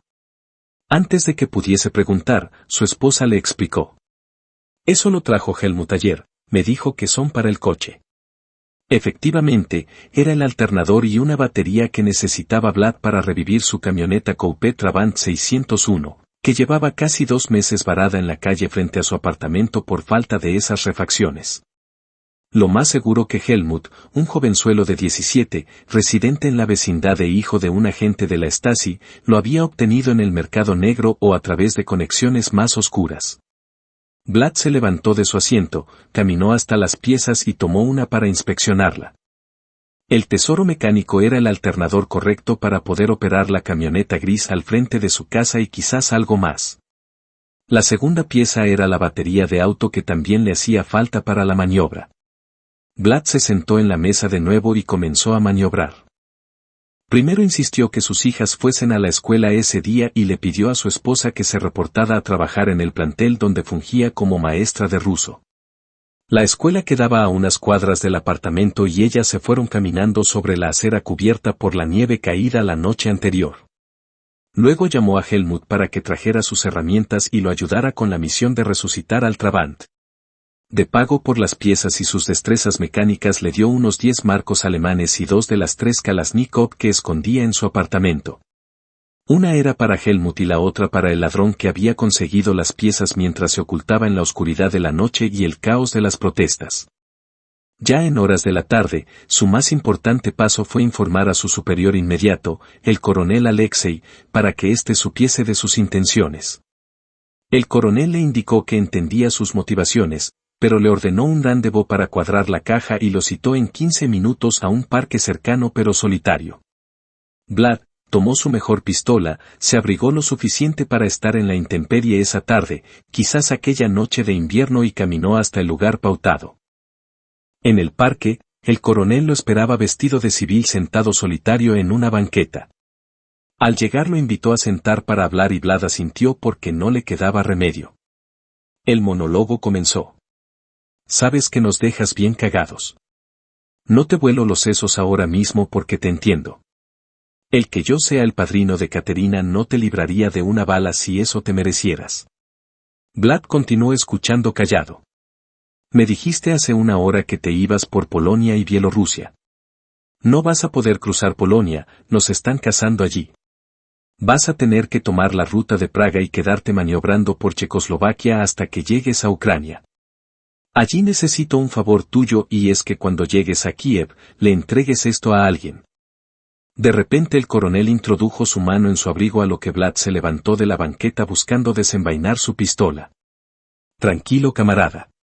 Es tan solo algún dinero que necesito que le cruces a mi familia. Cuando llegues a Kiev, me llamas y te doy instrucciones. Te voy a agradecer ese favor. Es más, toma esta grasa para que la utilices en el camino si la necesitas. De su abrigo el coronel sacó 2 sobres y se los entregó a Vlad. Uno era un grueso recado en un sobresellado para ser entregado en Kiev. El segundo era el dinero en marcos y rublos suficiente para el combustible, la comida necesaria y algunas noches en hospedajes baratos hasta llegar a Moscú. Vlad tomó los sobres y los resguardó en su abrigo sin decir ni siquiera gracias. El coronel entonces preguntó. «Vlad, ¿qué vas a hacer allá? Todo esto es una cagada desde que Gorbachov no sirvió este invento ilusorio de la perestroika. Yo sé que vendrán tiempos mejores, pero por ahora necesitas estar con nosotros para cubrirnos las espaldas». Vlad por fin divulgó su débil plan. Quiero llegar a Leningrado y allí tengo unas conexiones que quizás me ayuden para manejar un taxi. Alexei no pudo contener una carcajada y le dio una bofetada sin manos. Ja, ja, ja. Entonces eres un caballo soñando con ser burro, camarada. No te veo congelándote en un maloliente taxi esperando levantar a una prostituta y un marino a medianoche de un sábado. No eres ese, ni tienes por qué serlo. Es más, compadre, cuando llegues a Stalingrado o San Petersburgo, como la están rebautizando, me avisas para que te liguemos con Anatoly, el alcalde. Somos buenos amigos y él nos debe favores. Además, necesitamos colocar a zorros astutos como tú para que nos asistan cuando toda esta mierda se derrumbe. Ya sabes cómo es. Yo arrasco tu espalda y luego tú arrascas la mía. Al terminar la conversación, Vlad intercambió un abrazo con Alexei y le prometió fidelidad con el asunto del dinero que debía llegar a Kiev. Además, le prometió que nunca se olvidaría de él. Así se despidieron y Vlad caminó hasta su casa, donde encontró a su esposa estudiando en la mesa comedor con las niñas. Luego de saludar, se dirigió hasta su habitación, cerró la puerta con seguro y movió la cama para acceder a una loseta en particular. Con un cuchillo de monte que guardaba en una gaveta comenzó a rasgar el yeso que sostenía la loseta en su posición en el suelo. El yeso estaba prácticamente sin fraguar y la loseta fue retirada en cuestión de segundos. De debajo de la pieza, Vlad extrajo varios documentos, dinero en un sobre, identidades falsas y algunas pastillas de cianuro. Luego colocó la loseta en su lugar y rellenó las orillas con dentífrico para volver a simular yeso. Vlad esperó hasta que las niñas ya durmieran y le pidió a su esposa que se sentaran a hablar en el comedor. Sin mucha ceremonia trató de despacharla con instrucciones simples y directas. Nos vamos mañana. Vamos a Leningrado por una ruta alternativa. No le puedes decir a nadie. Le preparas una maleta a las niñas y una para ti. Prepara un poco de avena para que la llevemos por si nos da hambre por el camino. Lyudmila no pudo asimilar las directrices y comenzó su riposta. ¿Cómo que nos vamos a Leningrado? A mí me gusta aquí, las niñas están felices con la escuela y yo tengo muchas amistades que no quiero dejar atrás. No es justo, Vlad. Al menos dime por qué te quieres ir. La mujer no estaba del todo consciente de la crisis generada por la caída del muro de Berlín, ya que en la casa no tenían un aparato televisor. La prensa y la radio estaban controladas por los medios del Estado y Vlad nunca le había contado nada de lo que pasaba en las calles. Para Lyudmila, aquel miércoles era como cualquier miércoles en su vida de esposa de un aburrido burócrata de la KGB. Vlad trató de no perder la paciencia con su esposa y repitió sus instrucciones anteriores sin omitir una palabra. En esta ocasión, Vlad añadió un recuento de los problemas que estaban fermentándose desde el derribo del muro de Berlín y del peligro que todos corrían si se quedaban en Alemania más tiempo del necesario. Esa fue la primera vez que la mujer se enteraba del por qué se pudieron escuchar las griterías y los disparos durante las noches recientes. Entonces la mujer accedió al plan, pero con una condición. Nos vamos, pero nos llevamos la lavadora.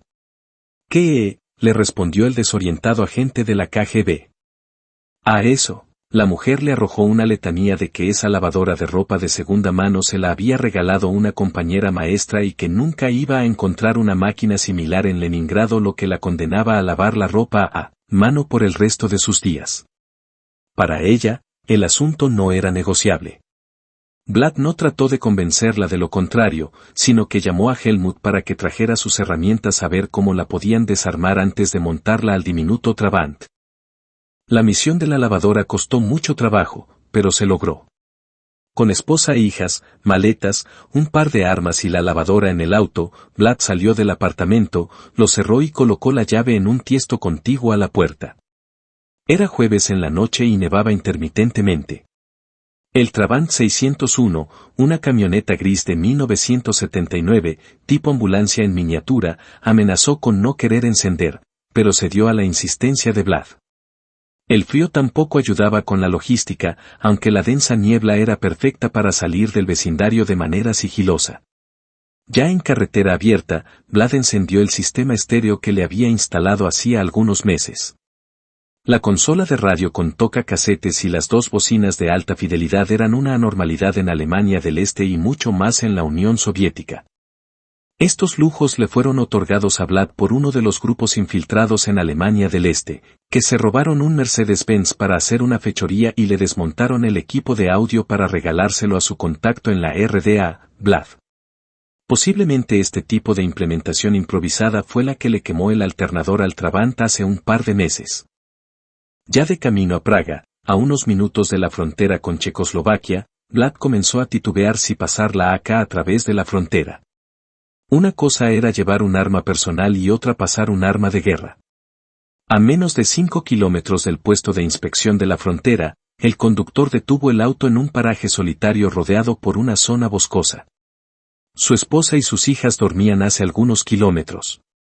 Bajo la nevada, abrió la puerta, sacó la ametralladora de debajo de su asiento y salió hacia la orilla de la carretera con el arma en la mano. Por un instante, el hombre titubeó un poco, pero el Kalashnikov terminó siendo arrojado hacia los arbustos y el Trabant continuó su viaje. Al llegar a la frontera con Checoslovaquia, el auto fue detenido frente a una estación fronteriza protegida por media docena de soldados checos. La valla estaba cerrada y dos de los vigilantes se acercaron al auto. Uno de ellos portaba un AK-74 con ambas manos y estaba listo para descargarlo de ser necesario. El segundo guardia cargaba su arma en su espalda utilizando el cinto del rifle automático. En una mano manejaba una potente linterna que utilizaba para alumbrar a Vlad a la cara cuando lo interrogaba, mientras en la otra sostenía la cadena que restringía a un perro pastor alemán adiestrado para olfatear explosivos, armas y otros contrabandos. El chofer le entregó sus credenciales, la de las niñas y la de su esposa al celador fronterizo.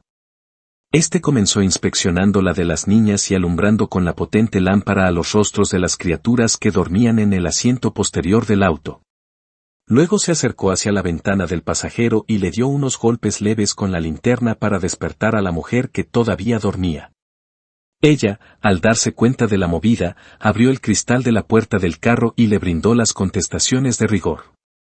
Lyudmila Alexandrovna Putina, nacionalidad, soviética, profesión, maestra, fecha de nacimiento, 6 de junio de 1958, dijo y entonces guardó silencio.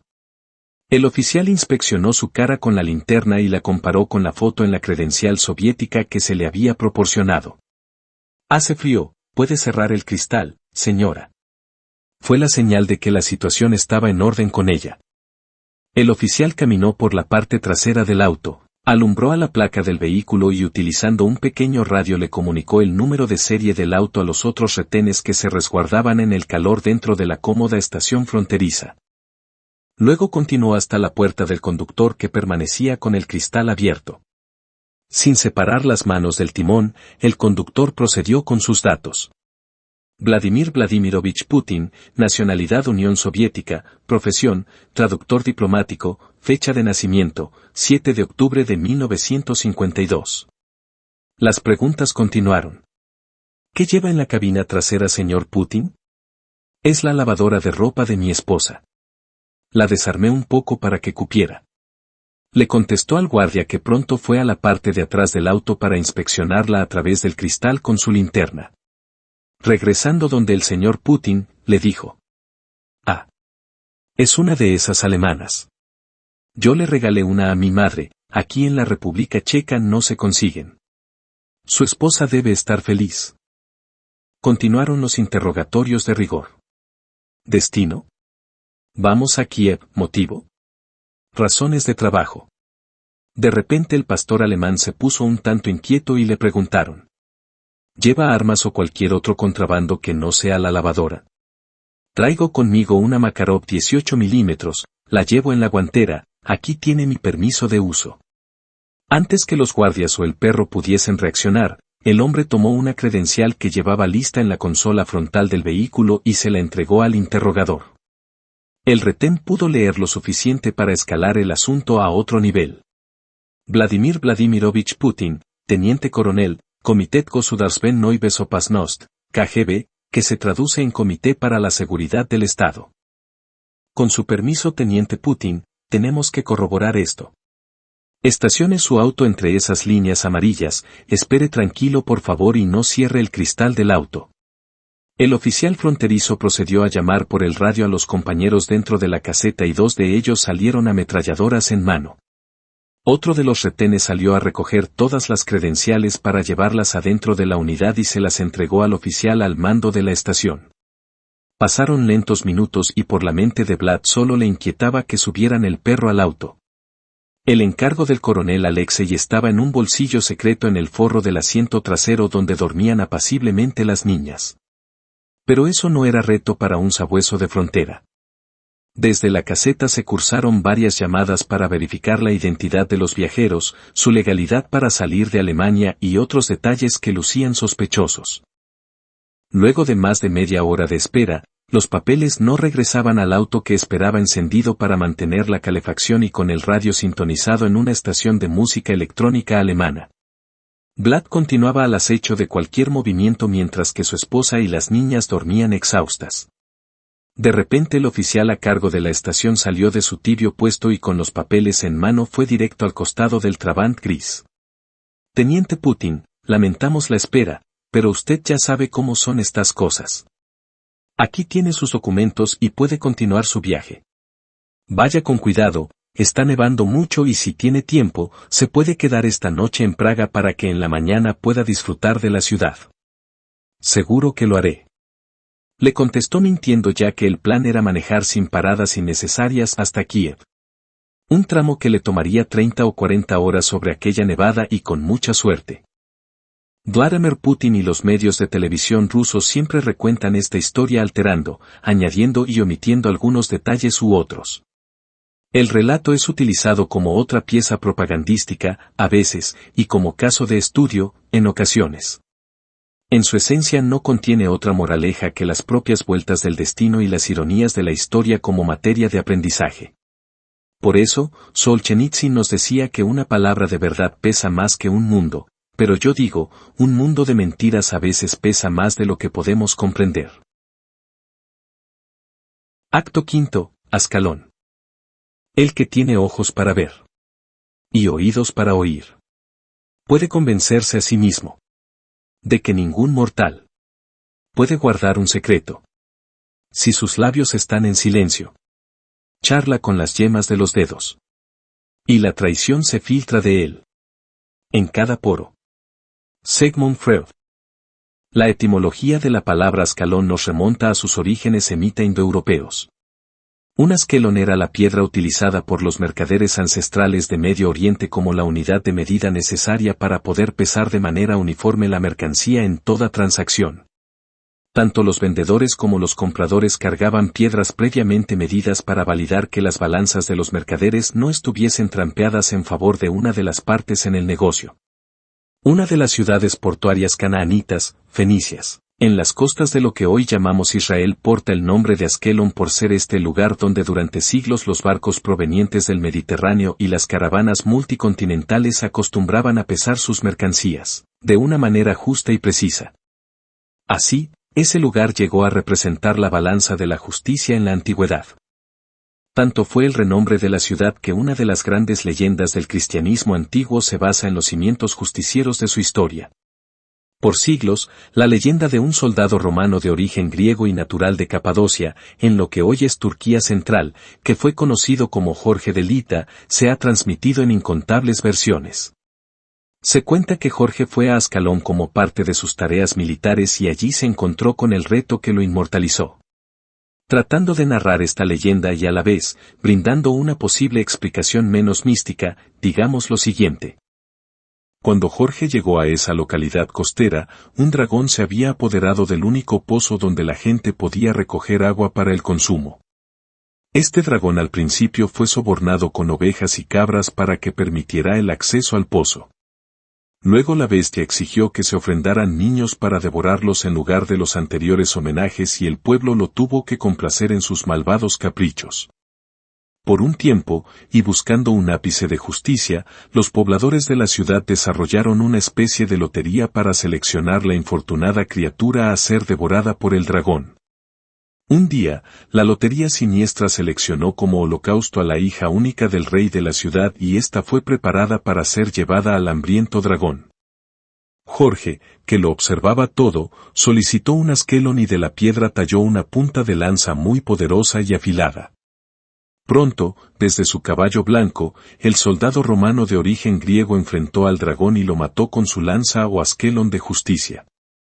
Así la princesa fue salvada de las ascuas malvadas del dragón. La gente de la ciudad, en muestra de gratitud, le ofrecieron a Jorge riquezas y privilegios que fueron rápidamente rechazados por el héroe. Su único pedido fue que los pobladores de aquella ciudad se convirtieran a su fe, el cristianismo, y así fue como nació la leyenda de San Jorge y el dragón. Añadiendo un grado de escepticismo a la historia anteriormente narrada, digamos que, en vez de un dragón, el pozo fue dominado por un poderoso pero siniestro líder tribal que exigía un tributo para permitir acceso al preciado líquido. Digamos también que este villano comenzó a exigir que se le entregaran los niños de la ciudad para sus nefarias intenciones. Entonces nuestro héroe, Jorge de Lita, llegó a la ciudad con sus tropas y la liberó del tirano que se había apoderado del pozo.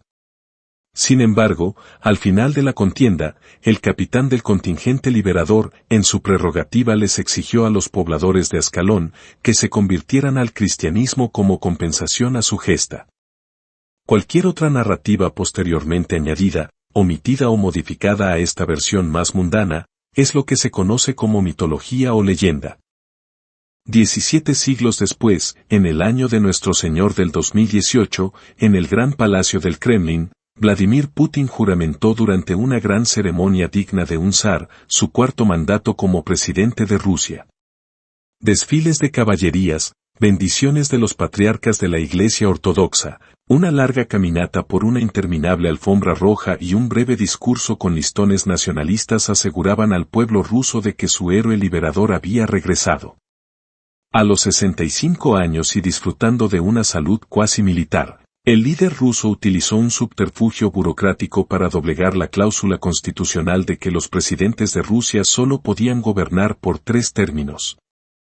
Las comparaciones con San Jorge, patrón de Rusia que se muestra en el escudo nacional ajusticiando al dragón desde su caballo blanco, no se hicieron esperar. A cambio, lo único que este líder le exigía a la nación que lo eligió con un 76% del sufragio, y como candidato independiente, era la total sumisión a la novel religión del putinismo. Esta religión, una versión del siglo XXI del zarismo, donde muchos de los antiguos agentes de la KGB terminaron siendo oligarcas billonarios y los medios de comunicación se convirtieron en celosos caballeros de la corte, aseguraron la estabilidad prometida. Pocos lugares sobre la tierra poseen una legalidad dictatorial disfrazada de democracia, tan sólidamente consolidada como la Rusia de Vladimir Putin. Para Putin y para Rusia, esta movida tuvo un costo nominal ya que las potencias occidentales rápidamente confabularon una narrativa digna de la Guerra Fría. Primero, Rusia fue excluida de varias conferencias internacionales dedicadas a solidificar el comercio entre las potencias capitalistas globales. Luego el reino de la familia saudita fue convencido de inundar el mercado con petróleo a bajo precio para debilitar la economía rusa que depende crucialmente de esta exportación para su pulso económico. Así también, coartaron las aspiraciones rusas de comerciar su producción de crudo en otra moneda que no fuera el omnipresente petrodólar. Movida que ya le había costado la vida a Saddam Hussein y a Mohammad Gaddafi junto a sus familias, a sus imperios nacionales y a cientos de miles de sus inocentes súbditos. En el gambito geopolítico, Putin ha optado por dos cartas sacadas de la manga dignas de su experiencia como agente de la KGB. Primero, el empleo clandestino de las criptomonedas como el Bitcoin que le permiten billonarias transacciones fuera del radar de las instituciones reguladoras internacionales. Segundo, la guerra cibernética que a todas luces le ofrecen una punta de lanza capaz de aniquilar a cualquier dragón. De esa última movida de la inteligencia secreta rusa se define la Operación Ascalón dedicada a infiltrar mediante ataques cibernéticos a todos los recursos cruciales de los adversarios internacionales. Por años, quizás siglos, el espionaje ha sido considerado como un mal necesario entre las naciones más poderosas. Pero la Operación Ascalón ha cruzado una beligerante frontera oscuramente peligrosa. A finales del año 2020, Vladimir Putin estaba en su despacho en el Kremlin cuando recibió una singular videollamada de Alexander Bortnikov, coordinador de la mencionada operación y antiguo director del Servicio Federal de Seguridad, FSS, sucesor de la KGB. Señor presidente, lamento interrumpir su mañana, pero ya los americanos han admitido que los hemos vulnerado. Todavía están estimando el alcance de la penetración y no veo forma de que puedan probar que fuimos nosotros. Con esto, señor presidente, entramos en la tercera etapa de la misión y nos corresponde a nosotros aguardar para saber cómo responden. Ya mi personal está instruido de mantener total silencio respecto a esto. También le recuerdo, presidente Putin, que debe ordenar a los miembros del gabinete con conocimiento de la operación para que públicamente nieguen cualquier vinculación de nosotros con el asunto si fuese necesario. Como le mencioné, señor presidente, ya estamos en la tercera etapa. Gracias, Alexander, buen trabajo. Si surgiese cualquier evento que entiendas que yo deba saber o si me necesitas, por favor me llamas. Por cierto, mi amigo, para la fiesta de despedida de año, espero verte junto a tu esposa. Le dijo el presidente, a lo que el espía maestro le contestó. Allí estaremos, Vladimir, nos vemos la semana que viene y lo mantengo informado de cualquier evento relevante con Ascalón. A nivel técnico, Ascalón fue una joya del espionaje o guerra cibernética, a nivel táctico fue una operación inmaculada. Pero a nivel estratégico ha sido la sumatoria de todos los temores que un adversario pudiese tener de manera incalculable y perenne.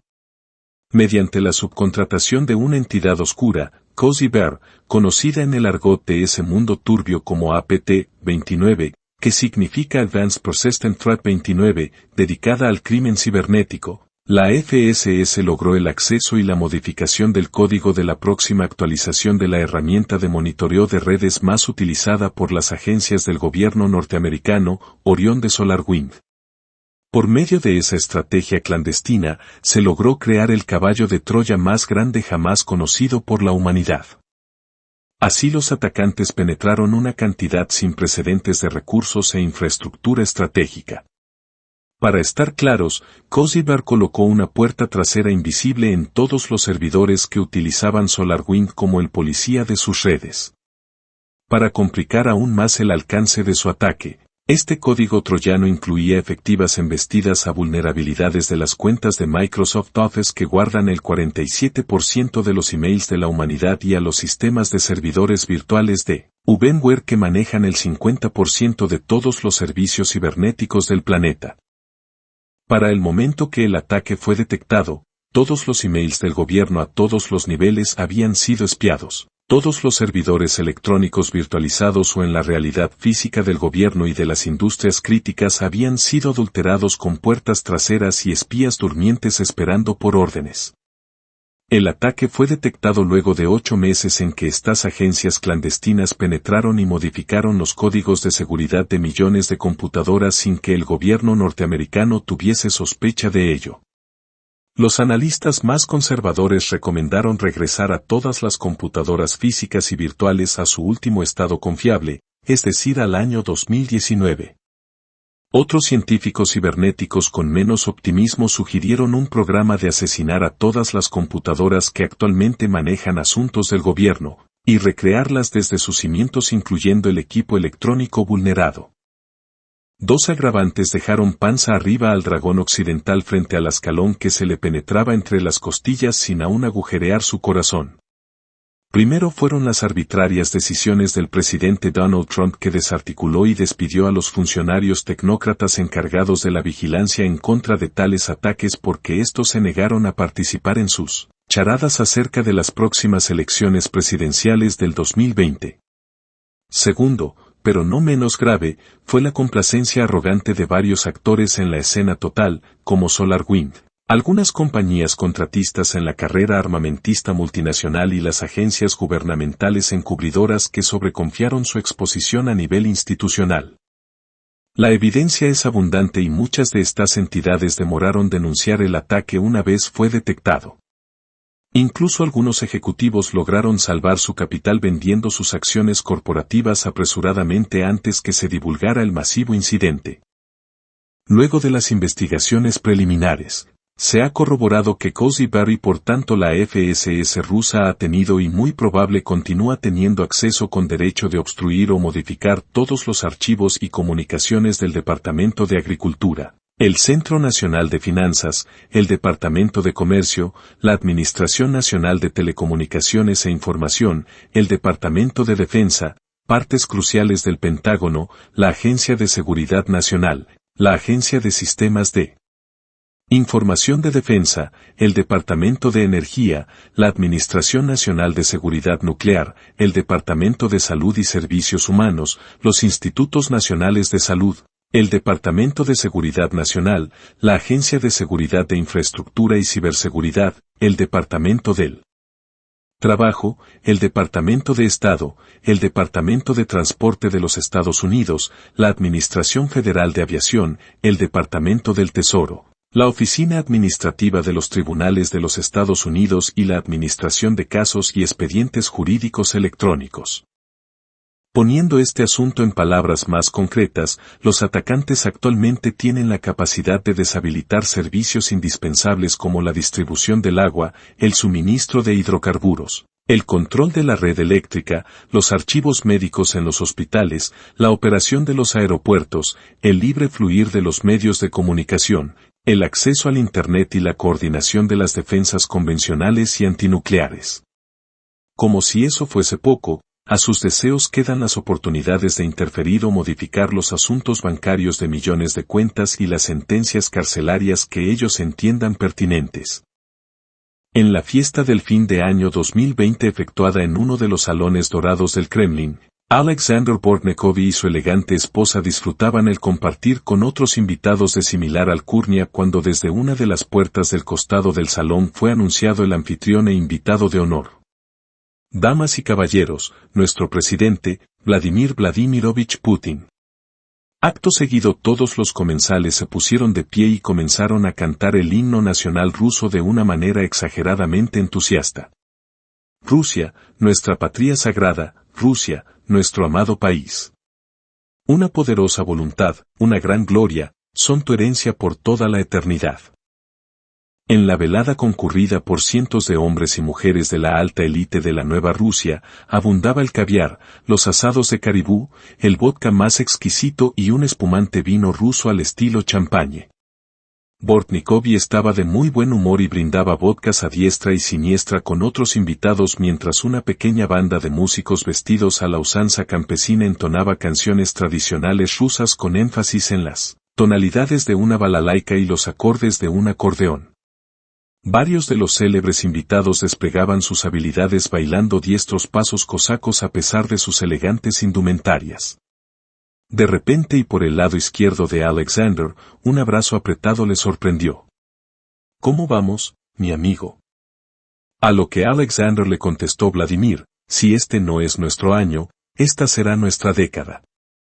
Entonces, el presidente lo abrazó más fuerte, chocó su cabeza de manera cariñosa con la frente de Alexander y dio un par de pasos adelante.